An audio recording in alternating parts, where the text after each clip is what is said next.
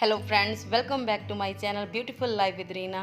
दोस्तों, ये वेडनेसडे का ब्लॉग है। इस दिन मैंने आम का अचार बनाया है। आम के अचार के बिल्कुल सही अनुपात के मसाले की विधि इस ब्लॉग में मैंने शेयर करी है कि कैसे मैं आम का अचार बनाती हूँ, जिससे क्या होता है कि मेरा आम का अचार सालों साल ख़राब भी नहीं होता और इसका टेस्ट बिल्कुल बरकरार रहता है, जैसे कि पहले साल मैंने आम का अचार बनाया। तो ब्लॉग की शुरुआत करती हूँ वेडनेसडे मॉर्निंग से। जैसे कि आप सब जानते हैं कि वेडनेसडे को मैं जिम नहीं जाती हूँ। गर्मी आज बहुत ज़्यादा है। आ गई हूँ किचन में बना रही हूँ आज मैं कटहल की सब्ज़ी। कटहल की सब्ज़ी को बिल्कुल अच्छे से साफ़ करके कट करके पानी भिगो के फ्रिज में लगा दिया था। सुबह इसको कर रही हूँ फ्राई। कई लोग कहते हैं कि हमारा कटहल अच्छे से नहीं बनता, उनसे चूक पता कहाँ हो जाती है, वो कटहल को अच्छे से फ्राई नहीं करते। तो इसको इतनी देर तक फ्राई करना, इतना अच्छे से फ्राई करना है कि इस पर ना क्रिस्पी बना जाए, बिल्कुल ऐसे कुरकुरे से हो जाए, तब इसकी निशानी होती है कि बहुत अच्छे से कटहल को ये फ्राई कर लिया गया। क्योंकि आधा तो फ्राई करने से ही कटहल पक जाता है। उसके बाद तो इसको बस तड़का लगा के बस इसकी 2 विसल लगवानी है और कटहल की सब्ज़ी हो जाती है रेडी। तो वहाँ कटहल को कर रही थी फ्राई, यहाँ पर कर रही हूँ तड़के की तैयारी। नॉर्मली जैसे कि मैं लगाती हूँ तड़का प्याज, अदरक, लहसुन, हरी मिर्च का, तो चॉपर में ही चॉप करती हूँ। मिक्सर ग्राइंडर में इसका पेस्ट नहीं बनाती हूँ, उसका मुझे अच्छा नहीं लगता क्योंकि वो तड़का वो कच्चा रह जाता है। तो इधर एक तरफ चढ़ा दूँगी तड़का फ्राई होने के लिए, दूसरी तरफ मैं इसको फ्राई कर रही हूँ। आज भिंडी की सब्ज़ी भी सुबह सुबह बना दूँगी। किचन का काम जल्दी हो जाए ना तो बहुत अच्छा रहता है, ताकि किचन भी साफ़ रहे। और किचन में तो गर्मी बहुत ज़्यादा लगती है। तो यहाँ मैंने चढ़ा दिया कुकर, डाल दिया सरसों का तेल और थोड़े से खड़े मसाले, तेज पत्ता, छोटी इलायची, बड़ी इलायची, जीरा, लौंग और काली मिर्ची। बस इसको डाल के अच्छे से भून लिया। भून के उसके बाद डाल दिया इसमें मैंने जो तड़का मैंने चॉप करके रखा हुआ था। तो तड़का अच्छे से लगाया। नॉर्मली जो मसाले मैं डालती हूँ इसमें हल्दी, मिर्च, नमक, गरम मसाला और जो मेरा घर का मसाला बना हो वो डाल दिया था। और साथ ही साथ भिंडी को भी फ्राई कर रही हूँ, क्योंकि भिंडी थोड़ी सी आ गई थी और डैडी जी कहते थोड़ी थोड़ी भिंडी बना लिया करो, नहीं तो वो भिंडी कड़ी हो जाती है अगर उसको मैं ना तोड़ूँ तो बस इसमें लहसुन, हरी मिर्च को तड़का लगाया और ये बन गई। ये मेरी जो कटहल की सब्ज़ी कंज्यूम हो गई थी, इतनी बच गई थी, तो अभी इसीलिए मैं आपको शो कर रही हूँ। कटहल की सब्ज़ी बहुत ज़्यादा टेस्टी बनती है। अगर बना के देखिए, डिमांड और आ रही थी, किसी की प्लेट लेकर आई हूँ, उसी को मैं डाल के दे रही हूँ। तो यहाँ भिंडी को रख दिया था कटोरी में डाल के, ताकि जो बर्तन सारे धुल के अच्छे से रख दिए जाएँ। कढ़ाई, कुकर सारे अच्छे से धुल दिए जाएँ तो किचन हो जाएगी साफ़। तो आज ही मुझे बनाना है आम का अचार। तो मैंने आपको लाल मिर्चें पहले भी शो करा था कि सुखा रही थी। कुछ जो हरी मिर्चें सूख गई थी वो लाल हो गई थी, उनको अच्छे से सुखा रही हूँ। अच्छा, इसमें से ना मैं जो बहुत ही कुरकुरी हो गई हैं, क्रिस्पी हो गई हैं लाल मिर्चें, बस उन्हीं को ही यूज़ करूँगी। जो अभी थोड़ी सी सौगी सी हैं, गीली सी हैं, मॉइस्ट सी हैं, उनको दोबारा से फिर धूप लगवाऊँगी। तो कुछ तो मैंने पहले आम की खटाई बनाई थी, उसमें इस्तेमाल कर ली। अब कुछ और मैंने इसमें आम के अचार में यूज़ करनी है। तो जो बहुत ज़्यादा कुरकुरी क्रिस्पी वाली जो सूखी लाल मिर्चें थी, उनको मैंने तोड़ लिया, डंठल उनका निकाल दिया। उसके बाद इनको अभी दोबारा से कढ़ाई में थोड़ा सा इनको ड्राई रोस्ट करूँगी, ताकि इनका और मॉइस्चर ख़त्म हो जाए। क्योंकि अगर मसालों में थोड़ा सा मॉइस्चर रह जाए तो जो अचार है वो लॉन्ग लास्टिंग नहीं रहता है, अचार जल्दी ख़राब होने का डर रहता है। तो इसको इतना सा थोड़ा सा भूनूंगी तो इसमें क्रिस्पीपन आ जाए और इसका सारा मॉइस्चर ख़त्म हो जाए और ये ठंडा हो जाएगा। ठंडा होने के बाद इनको पीस लो। तो ये है जी मेरा आम। जो मम्मी ने ना 5 किलो आम ले लिया था मंडी से ख़रीद कर, तो उन्होंने 5 किलो आम को कटवा कर तो 3 किलो आम मुझे भेज दिया, 2 किलो ने खुद रख लिया था। तो मैंने इस आम को अच्छे से धुल कर इसको तेज़ धूप में 2 दिन तक इसको सुखाया। तो ये वाला जो आम है ना, बहुत ही खट्टा वाला आम है। तो हम लोग मीठा वाला आम जो राम केला जुलाई अगस्त में आता है वो वाला अचार नहीं बनाते हैं, उसमें सिर्फ गुद्दा ही गुद्दा रहता है। इसमें रेशे होते हैं, बाल होते हैं, खट्टा वाला आम होता है। ये बड़ा बहुत ज़्यादा चटपटा बनता है। इसमें सूखी लाल मिर्चें भी डालूंगी, तो बाकी मसाले जो मैं आगे आपको शो करूँगी वो भी डालूँगी। उससे ये आम जो बिल्कुल तीखा, चटपटा, करारा अचार बनता है और काफ़ी लंबे टाइम तक ना इसका जो स्वाद है बरकरार रहता है। ऐसे लगता है कि ये अचार अभी अभी किसी ने बनाया हुआ है।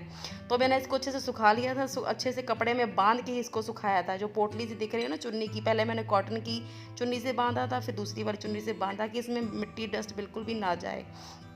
तो अभी जो मैं शो कर रही हूँ कि सही अनुपात से आम का अचार बनाने के लिए मसाले कैसे यूज़ करने हैं। ये जो मेजरिंग कप्स होते हैं, जैसे कि 1 कप है और हाफ कप है, 1/3 कप है, 1/4 कप है। जो 1 कप है ना, इसकी जो क्वांटिटी है ना मसालों के लिए भी होती है 75 ग्राम। तो मैंने एक कटोरी लगा के रखी हुई है। आज मैं आपको शो कर रही हूँ कि कैसे मैं अपने जो भी मसाले मैं डालती हूँ ना, कैसे उनका मैं रेशो लेती हूँ।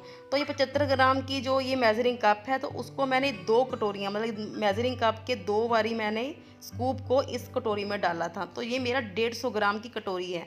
तो 150 ग्राम का ही मसाला मैं यहाँ यूज़ कर रही हूँ। 150 ग्राम का साबुत धनिया, 150 ग्राम सौंफ, और ये जो छोटी कटोरी है ये है 50-50 ग्राम की। ये भी मैंने मेज़र कर ली थी। ये मेरे पास 10 ग्राम का हींग है।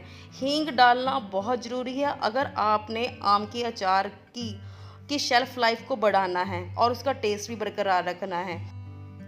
तो 10 ग्राम हींग के बाद 50 ग्राम मेथी दाना, 50 ग्राम ही राई, 50 ग्राम कलौंजी और 50 ग्राम ही पीली सरसों। मैं डिस्क्रिप्शन बॉक्स में ना सारे मसालों की क्वांटिटी लिख दूंगी ताकि आपको आसानी हो जाएगी कि आप आसानी से अपना अचार बना सकते हो। तो ये कटोरी ना 150 ग्राम मेज़रमेंट की है। इसमें 150 ग्राम साबुत धनिया, 150 ग्राम ही सौंफ और 50 ग्राम छोटी वाली कटोरी राई और 50 ग्राम ही पीली सरसों। इन चारों मसालों को मैं ड्राई रोस्ट करूँगी, इतना कि इसको रोस्ट करूँगी ताकि इसमें से हल्की हल्की महक आ जाने लग जाए। हमेशा ही कभी गरम मसाला बनाना हो, अचार बनाना हो, आम की खटाई बनानी, कुछ भी बनाना हो, तो मसालों का ड्राई रोस्ट करना बहुत ज़रूरी है। इतना कि रोस्ट करना कि इसमें हल्की सी महक आने लग जाए, और उसके बाद इसको ठंडा करने के बाद इनका मैं अच्छे से पाउडर बनाऊंगी। तो ये मसाले मैंने अच्छे से भून लिए थे। भून के फिर बड़ी वाली थाली में इसको डाल रही हूँ ताकि ये थोड़ा ठंडा हो जाए। ठंडा होने के बाद ही इनको पाउडर बनाऊंगी। उसके बाद जो दूसरे मसाले हैं, जैसे कि ये मेथी दाना 50 ग्राम, छोटी वाली कटोरी की जो क्वांटिटी है वो 50 ग्राम ही कलौंजी और 10 ग्राम हींग। ये 3 किलो आम अचार बनाने के लिए मसालों की क्वांटिटी है। तो इनको अलग से भून रही हूँ। उसका कारण ये है कि इनको मैं ना पाउडर नहीं बनाऊंगी। मैं कभी भी मेथी दाना, कलौंजी, इनको मैं पाउडर नहीं बनाती हूँ। उसका कारण है कि जब आम के अचार जब आपके मुंह में आता है ना, दांतों तले जब मेथी दाना आता है ना, तो उसका टेस्ट बहुत अच्छा लगता है। और अगर पीसने से मेथी दाना कड़वाहट करती है, तो इसीलिए मेथी दाना और कलौंजी को भी कभी मैं पीसती नहीं, इनको खड़ा मसाला ही ऐसे ही डालूंगी। तो जो सूखी लाल मिर्चें थी उनको अच्छे से पहले भून लिया, ठंडा कर लिया था, उनका भी अच्छे से पाउडर बना लिया था। इसकी क्वांटिटी भी सूखी लाल मिर्चों की भी 150 ग्राम एक कटोरी से मैंने नाप लिया था। तो ये वाले मसाले जो साबुत धनिया सौंफ से ठंडा हो गया था, इनको अच्छे से पाउडर बना लिया था। तो हर एक जगह किसी भी डिश को बनाने का जो मेथड है, मसालों की क्वांटिटी है, मसालों की डिफरेंट टाइप्स है, वो अलग अलग ही होती है। लेकिन मैं आम का अचार ऐसे ही बनाती हूँ। मुझे इस अचार का टेस्ट बहुत ज़्यादा अच्छा लगता है। अगर आप मेरे कहने पर ऐसे ही मसालों को यूज़ करके आम का अचार बनाओगे ना, तो आपको भी श्योरली कि ये वाला आम का अचार का टेस्ट बहुत अच्छा लगेगा। तो रोशनी में दिखा रही थी कितना मेरा मसाला इकट्ठा हो गया था। और यहाँ पर ये 150 ग्राम ही यहाँ पर नमक लूँगी और 150 ग्राम ही यहाँ पर हल्दी का इस्तेमाल करूँगी। तो ये सारे मेरे मसाले हो गए रेडी। अब बताऊंगी कि तेल कितना यूज़ करना है इस अचार को बनाने के लिए। कई लोग तेल बहुत ज़्यादा यूज़ करते हैं, कई लोग बिल्कुल ही कम रखते हैं। मैं बिल्कुल मीडियम सा रखती हूँ। पहले तो चढ़ा लूँगी हाथों पर ग्लव्स। तो ये मसाले साबुत धनिया और सौंफ, पीली सरसों, राई को जो मैंने अच्छे से पाउडर बनाया था वो डाली। उसके बाद डाल रही हूँ हल्दी और नमक, इनको अच्छे से मिक्स कर लिया है। मिक्स करने के बाद जो खड़े मसाले मेथी दाना, कलौंजी और हींग मेरी पाउडर वाली थी। अगर आपके पास हींग पाउडर वाली ना हो, दाने वाली हो, तो उसको पीसना ज़रूरी है। तो अब यहाँ पर मैं यूज़ कर रही हूँ 3 कटोरियाँ सरसों का तेल। मतलब कि यहाँ पर जो तेल जो यूज़ हो गया वो है जी 450 ग्राम, 450 ग्राम यहाँ पर सरसों का तेल इस्तेमाल कर रही हूँ। सूखी लाल मिर्चों का पाउडर मैंने अभी नहीं डाला क्योंकि फ़ैन चल रहा था, मुझे डर था कहीं वो उड़ ना जाए, कहीं किसी की आंख में ना पड़ जाए। तो मैंने पहले फ़ैन बंद करवाया, उसके बाद भी सूखी लाल मिर्चों का पाउडर इसमें डाला था। तो ये है जी मेरे तेल की क्वांटिटी, बिल्कुल ही मीडियम सी बनी है। ना तो इसमें एंड में मैं डाल रही हूँ सूखी लाल मिर्चों का पाउडर, ना तो ज़्यादा इसमें तेल है, ना ही ज़्यादा इस बहुत कम है तेल। इतना कि मसाला के अच्छे से मैं भरूंगी ना, एक आम की जो फाड़ी कह लो, गुठली कह लो, पीस कह लो, उसमें अच्छे से ये इतना मसाला पूरा उसमें ना अब्जॉर्ब हो जाएगा, उस पर पूरी अच्छे से कोटिंग हो जाएगी।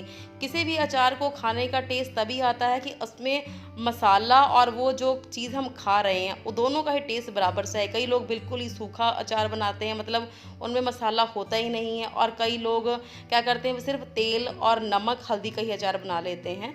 तो सब जगह ही अलग अलग तरीके से अचार बनता है, मैं ऐसे बनाती हूँ। अच्छा, फिर मैंने उन मसालों को ना 2 जगह में डिवाइड कर दिया था, क्योंकि आम को मुझे अच्छे से ना उन पर कोटिंग करनी थी। एक एक जो आम का जो पीस था ना, उसमें अच्छे से उस मसाले को भरना था।